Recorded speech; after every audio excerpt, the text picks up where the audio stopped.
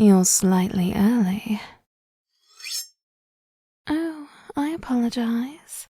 I didn't mean to alarm you, merely to praise you for running ahead of schedule. It's intended as a compliment. I had predicted you'd have to spend longer climbing up the ramparts, but clearly I misunderstood your ability with that grappling hook. You can put that silly dagger away, dear. It certainly looks very impressive, but I'm afraid you won't be using it tonight. No? Very well. If you'd prefer to hold on to it, I won't press the issue, especially if it brings you comfort. You do look rather like a child clutching their favorite doll, which somewhat lessens the fearsome murderer aesthetic you clearly wish to achieve with your costume. The mask hides your face, but I can sense your confusion regardless. This isn't quite how you expected tonight to unfold, correct? I suppose that slow nod will have to do as a response. I don't know why I expected more. It's not like assassins are famed for their talkativeness. Allow me to guess how you envisioned this assignment. A stealthy entrance through that window, before finding me deep in sleep, entirely ignorant to the end of my life drawing near. One quick stab, then it's back the way you came, on the road, disguised as an ordinary traveler, before my corpse is discovered. The Queen of Lysenne, murdered in a locked room, a mystery that will remain unsolved for eternity. Does that sound right? Of course it does. Before I continue, could you refill my goblet with wine? As I said, you are early. I wasn't planning on greeting you with drink in hand, but now that you're here, you might as well make yourself useful.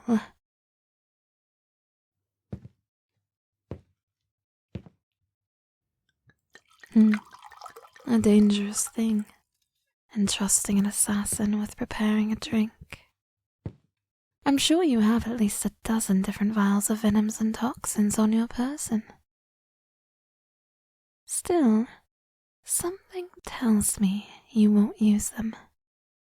At least until you've heard what I have to say. I have different intentions than murder for tonight. Still, you've done exceptionally well so far. I had to ensure nothing seemed amiss to you, hence the extreme level of security you've had to circumvent. Out of interest, did you have to swim through the moat? Given the drawbridge isn't lowered, I presume that was your only option. But you look less sodden than I would have thought. Really? Oh, I never anticipated you could use your grappling hook to tightrope walk between the outer and inner battlements. Very well done. Now, what about the dog patrols? I ordered the guards to ensure their routes and times would be entirely random, so I just have to know how you infiltrated your way through. I haven't heard a single bark while I've been waiting. So you must have been very stealthy.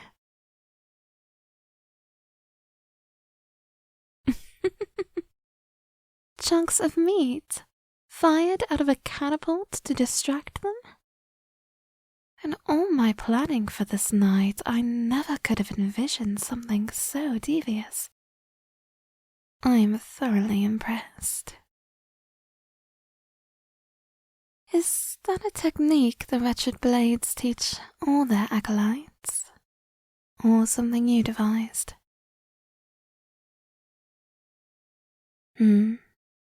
Suddenly you're gripping that dagger a lot tighter. Did I say something to offend you? You seem rather distressed. Ah, I understand now. You're frightened because I mentioned your guild. My dear, did you really think I was anticipating your arrival, yet was unaware of who sent you? I am very familiar with the Wretched Blades, perhaps to an even greater degree than you are. Of course, everyone's heard the stories. There isn't a tavern on the continent where dreadful tales aren't whispered when the lanterns run low.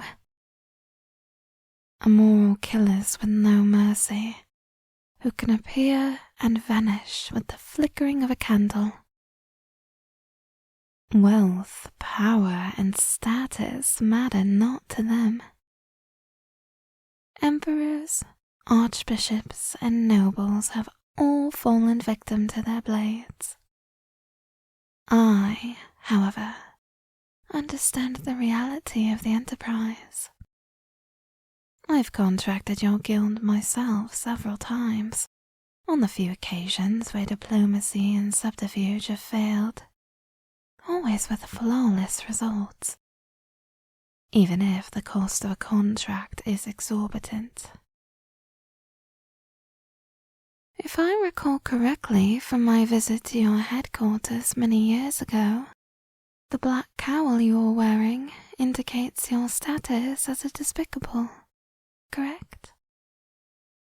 The lowest rank of assassin, above the acolytes in training. I'm sure a contract of this importance would elevate you to the grey cowl worn by the bone wraiths, before you finally ascend to the elite status of the ivory blade and get to wear one of those repulsive skull masks.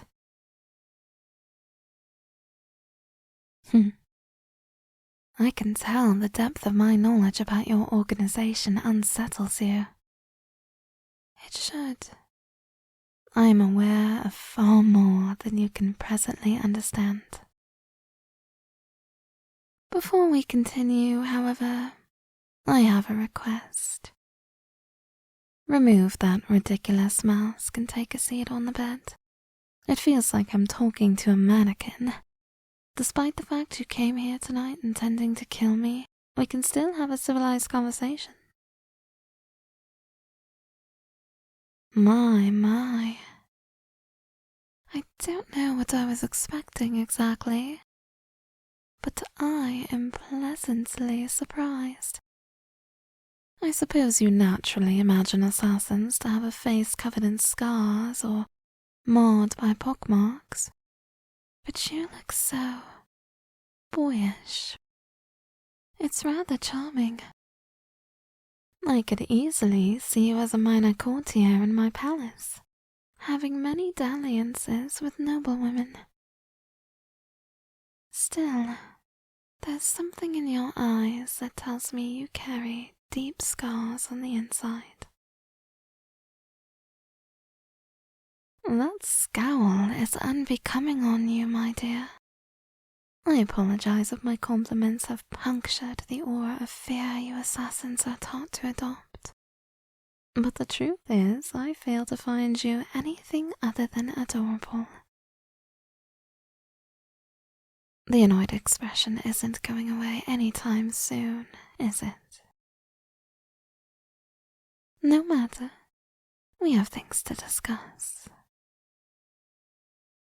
On your long journey here, did you ever consider why the Blades would send a lowly despicable to kill one of the most powerful rulers on the continent? A target of my status would usually be dealt with by a team of the guild's finest assassins.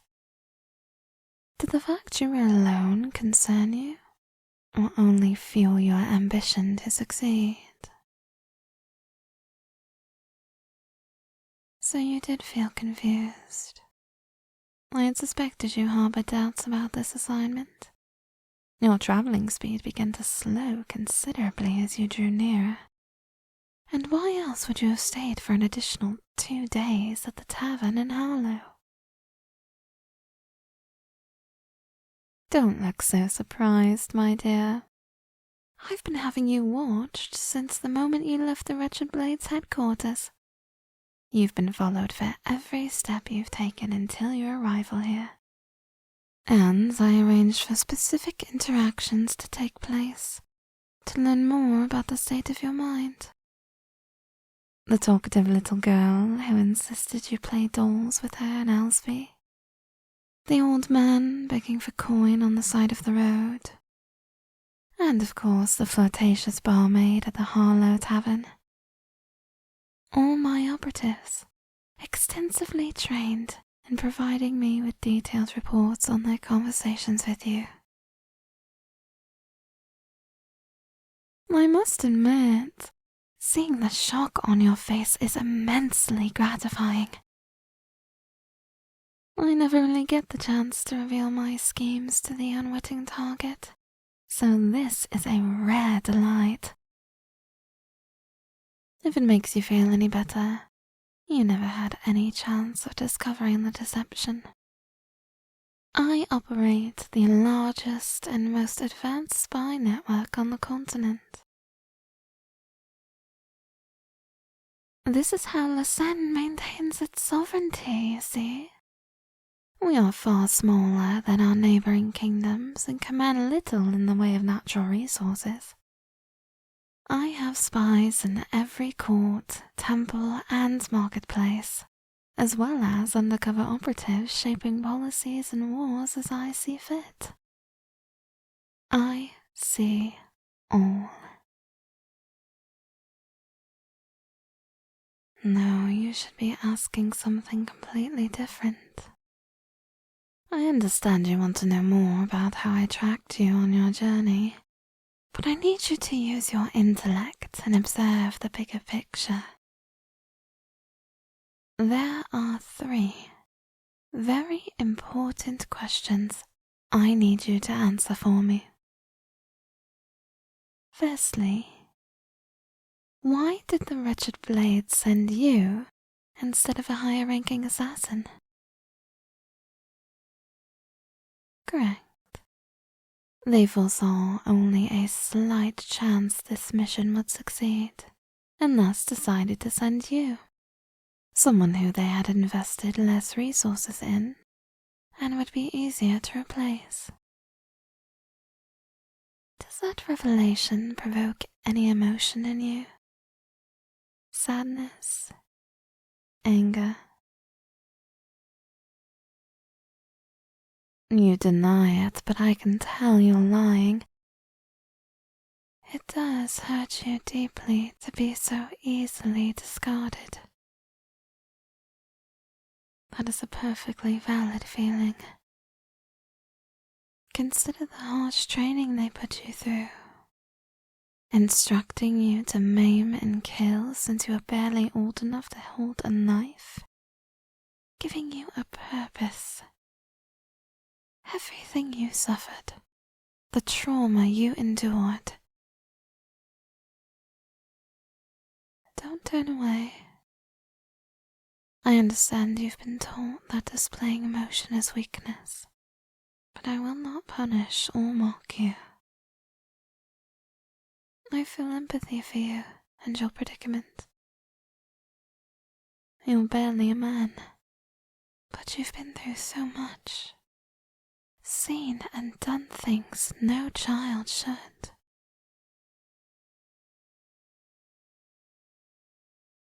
I never intended to feel anything for my assassin other than contempt. In fact, I had planned to have you disappear early in your journey, staged as a bandit attack or a tavern brawl. But of course I was expecting a hardened, ruthless killer to be sent by your guild. Not you. When the old beggar asked you for money, you gave it without a second thought, despite the limited funds you'd been provided for your journey. When that bothersome little girl cornered you in an alleyway and asked you to play with her, you spent nearly an hour there, despite your obvious embarrassment. Kindness is not a trait found in assassins. It's beaten out of them, slowly extinguished with every throat they cut and cup they poison. Eventually, nothing remains in their hearts. But somehow, you maintained your humanity, despite all you've suffered. You showed it on your journey time after time, when you could have been dismissive, cruel. Time for my second question. The Wretched Blades accepted a contract to assassinate me. Who placed it? I have many enemies after all. Think hard. I want to see just how calculating you can be.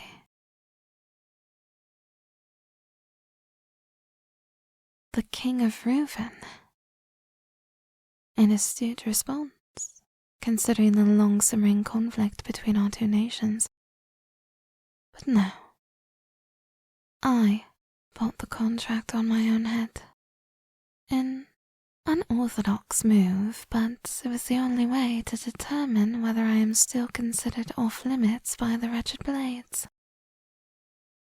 You see, many years ago, I reached an informal agreement with your leader, the Crown. In return for sensitive information I provided regarding another kingdom's succession plans, I was considered protected, with any assassination contracts placed against me to be refused. However, we both know your guild isn't as prosperous as it once was. We live in a time of unprecedented peace, so the business of providing hired killers isn't exactly lucrative. In such circumstances, would the agreement be honored if a high enough price was placed on my head? As we can see from your arrival here, unfortunately not. I am thus left with only one option: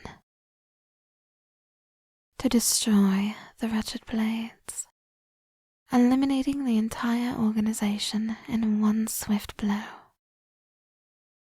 Several hours ago, a significant force of my soldiers should have assaulted your headquarters, leaving no survivors. The records we find there will be used to hunt down any assassins out fulfilling contracts. There will be no more tales told in taverns of mysterious killers striking then vanishing. The people of the continent will be able to sleep without fearing a knife in the back. You look distressed again. I hope it's not out of pity for the other blades. We both know that your empathy makes you a rarity among your peers. No one will mourn those cruel, violent butchers.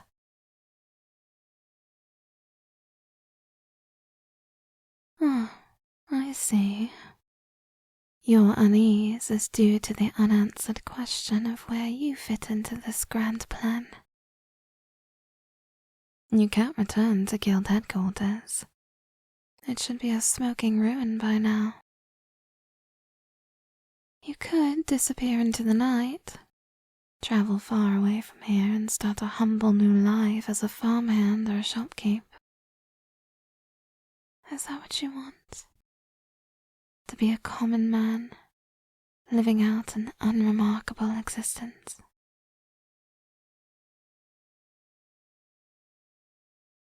It's perfectly understandable you're unsure. You've only known a particularly brutal kind of life. I suspect you'd find the monotonous rhythm of peasant work suffocating. You've seen and done too much to fit in with everyday folk. What if there was another option? Will you stay here with me? No, not as my prisoner. What use would I have for you rotting in a dank cell underground? I wish to employ you as my personal attendant and bodyguard. No one knows best how to defend against assassins other than a former assassin. You infiltrated this castle expertly. Now you could use your skills to defend it. I understand your concern that this would simply be a continuation of your violent existence. But the truth is, I expect very few threats wouldn't be swiftly thwarted by my regular guards and spy network. The prospect of you needing to use a blade again is slim. Besides, my interest in you runs deeper than simply having you trail behind me like a guard dog. What do I mean? I'm implying a more intimate relationship. As my attendant, you'd be the first person I see when I awaken, and the last before I fall asleep. You'd come to learn my moods, my likes, my dislikes, my innermost thoughts and desires. I would rely on you utterly.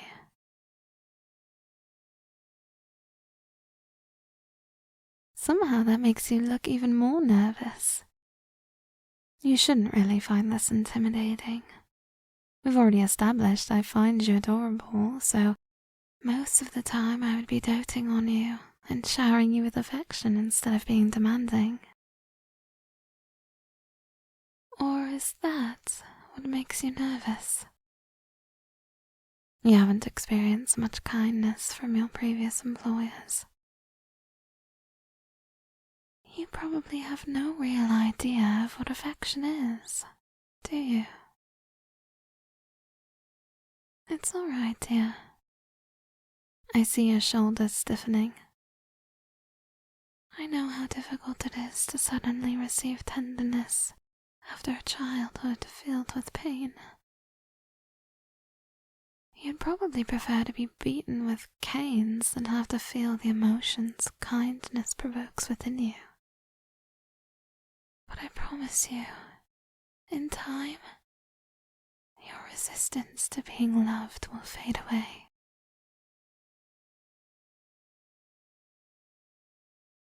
My third and final question, then. What is your choice? If you wish to run, you'd best escape now before dawn begins to break. But if you wish to stay, please bolt that window you climbed in from. The room's getting cold.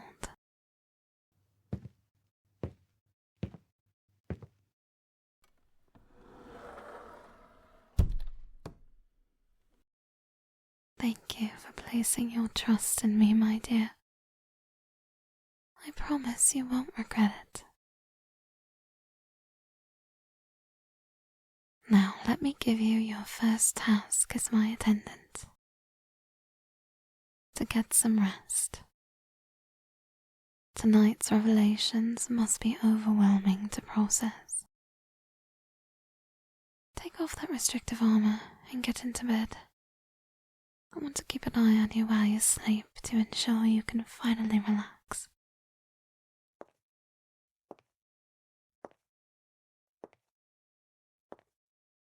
You don't have to be a weapon any longer. We'll find out who you want to become together.